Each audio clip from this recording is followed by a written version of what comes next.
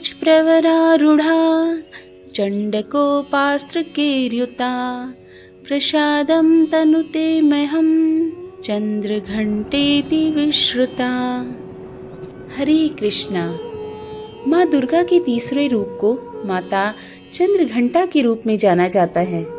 नवरात्रि के तीसरे दिन इन्हीं माँ चंद्रघंटा की पूजा और आराधना की जाती है।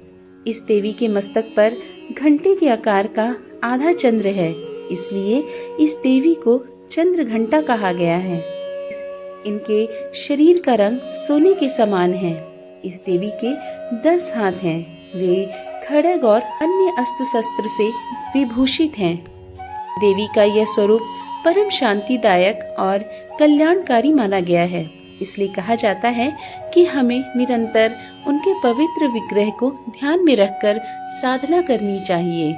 उनका ध्यान हमारे इस लोक और परलोक दोनों के लिए कल्याणकारी और सद्गति देने वाला है। सिंह पर सवार इस देवी की मुद्रा युद्ध के लिए उद्धत रहने की है। इनके घंटे से भयानक ध्वनि से अत्याचारी दानव, दैत्य और राक्षस कांपते रहते हैं। इस देवी की आराधना से साधक में वीरता और निर्भयता के साथ ही सौम्यता और विनम्रता का भी विकास होता है।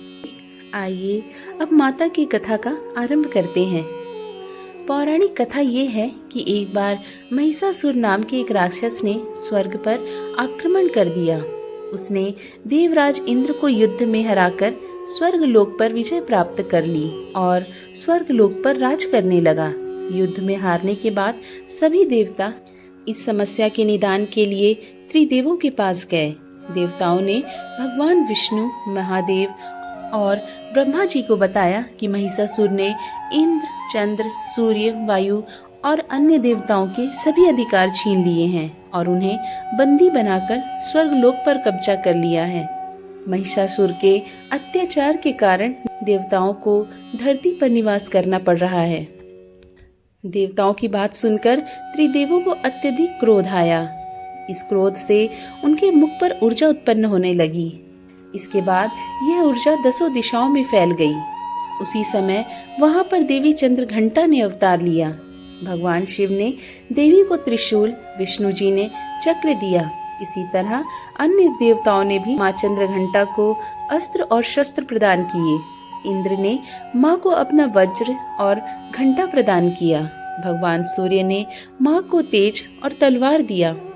इसके बाद माँ चंद्रघंटा को सवारी के लिए शेर भी दिया गया। माँ अपने अस्त्र शस्त्र लेकर महिषासुर से युद्ध करने के लिए निकल पड़ी। माँ चंद्रघंटा का रूप इतना विशाल काय था कि उनके इस स्वरूप को देखकर महिषासुर भी अत्यंत भयभीत हो गया। महिषासुर ने अपने असुरों को माँ चंद्रघंटा पर आक्रमण करने के लिए कहा। सभी राक्षस युद्ध के मैदान में उतर आए। माँ ने सभी राक्षसों का संहार किया। माँ चंद्रघंटा ने महिषासुर के सभी बड़े राक्षसों को मार दिया और अंत में महिषासुर का वध कर उसका भी उद्धार किया। इस तरह माँ चंद्रघंटा ने देवताओं की रक्षा की और उन्हें स्वर्ग लोक की प्राप्ति कराई।